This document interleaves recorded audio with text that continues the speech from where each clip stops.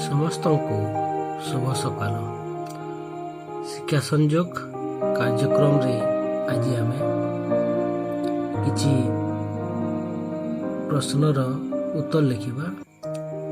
ଆଜି ତୁମର ପରୀକ୍ଷା ହେବ। ଆମେ ଯାହା ପୂର୍ବରୁ ପଢ଼ିଛୁ ତାହା ତୁମେ କେତେ ଦୂର ଜାଣିଲ ତାହା ଜାଣିବା ପାଇଁ ଆଜି ଆମେ ଗୋଟିଏ ପରୀକ୍ଷା କରିବା। ପରୀକ୍ଷାରେ ତୁମେ ସମସ୍ତ ପ୍ରଶ୍ନର ଉତ୍ତର ଦେବ। ପ୍ରଥମ ପ୍ରଶ୍ନ ଲାଲ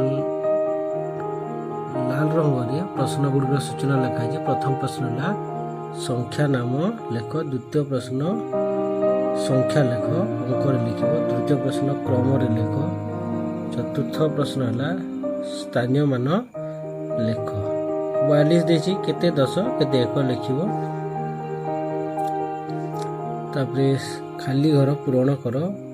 25ରେ 2ର ସ୍ଥାନୀୟ ମାନ କେତେ, 56ରେ 6ର ସ୍ଥାନୀୟ ମାନ କେତେ। 6 ନମ୍ବରରେ ସାନ ସଂଖ୍ୟାକୁ ଗୋଲ କର, ବଡ଼ ସଂଖ୍ୟାକୁ ଗୋଲ କର। ସାନ ଉଦାହରଣ ଦେଖି ଲେଖ।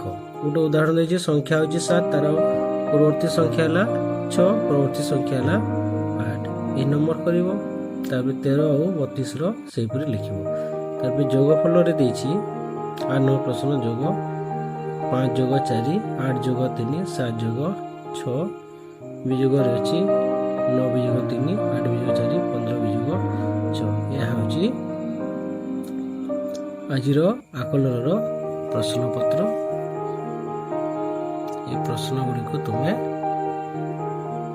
କରିବ। ଏହା ଥିଲା ଦ୍ୱିତୀୟ ଶ୍ରେଣୀର ପ୍ରଶ୍ନ। ଆସ ଏବେ ଆମେ ତୃତୀୟ ଶ୍ରେଣୀର ଗଣିତ ପ୍ରଶ୍ନକୁ ଯିବା।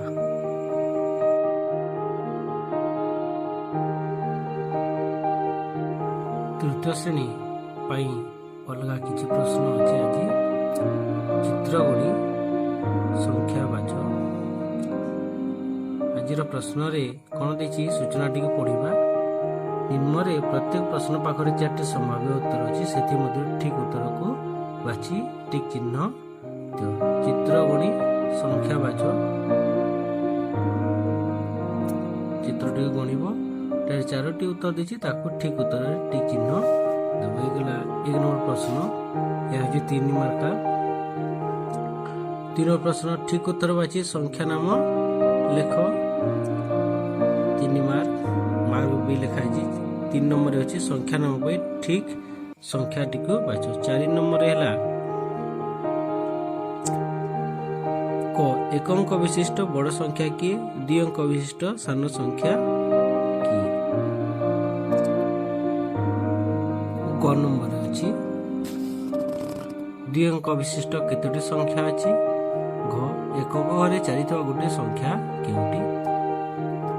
5 ନମ୍ବର ଏମାନଙ୍କ ମଧ୍ୟରୁ ସବୁଠାରୁ ବଡ଼ ସଂଖ୍ୟା କିଏ। 6 ନମ୍ବରରେ ଏମାନଙ୍କ ମଧ୍ୟରୁ ସବୁଠାରୁ ସାନ ସଂଖ୍ୟା କିଏ। 7 ନମ୍ବରରେ ସଂଖ୍ୟା ଗୁଡ଼ିକୁ ବଡ଼ରୁ ସାନ କ୍ରମରେ ସଜାଇ କେଉଁଟି ଠିକ୍। 8 ନମ୍ବର ଅଛି ଠିକ୍ ପୂର୍ବ ସଂଖ୍ୟାକୁ ଠିକ୍ ଚିହ୍ନ ଦିଅ।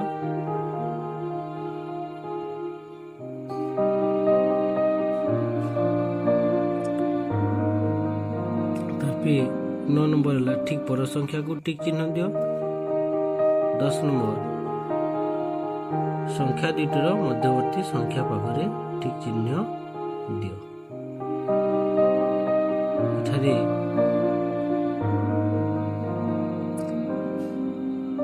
ଦେଖିବା 7 ନମ୍ବରରେ ଦେଇଛି ସଂଖ୍ୟା ଗୁଡ଼ିକୁ ବଡ଼ରୁ ସାନ କ୍ରମରେ ସଜାଇଲେ କେଉଁଟି। ବଡ଼ରୁ ସାନ କ୍ରମରେ କେଉଁ ସଂଖ୍ୟା ଗୁଡ଼ିକୁ ସଜାଇଛି। ଏଠାରେ 10ଟି ପ୍ରଶ୍ନ ଦିଆଯାଇଛି। ପ୍ରତ୍ୟେକ ପ୍ରଶ୍ନର ମୂଲ୍ୟ ହେଉଛି 2 ମାର୍କା। ତୁମର ମଧ୍ୟ 20 ମାର୍କର ପରୀକ୍ଷା ହେବ।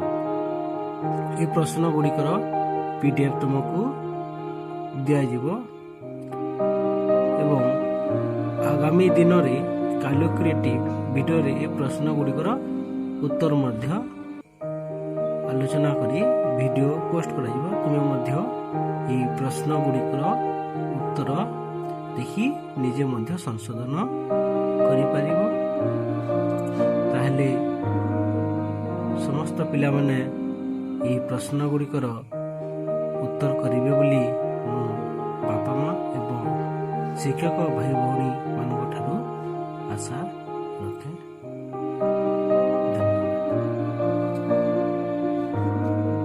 ଆପଣ ଏହି ଚ୍ୟାନେଲକୁ ସବସ୍କ୍ରାଇବ୍ କଲେ ଏହି ଚ୍ୟାନେଲର ଅପଲୋଡ଼ ହେଉଥିବା ପ୍ରତ୍ୟେକ ଭିଡ଼ିଓ ଗୁଡ଼ିକୁ ଆପଣଙ୍କ ପାଖରେ ପ୍ରଥମେ ପହଞ୍ଚିଯିବ। ତେଣୁ ସବସ୍କ୍ରାଇବ୍ କରିବାକୁ ଅନୁରୋଧ କରାଯାଉଛି।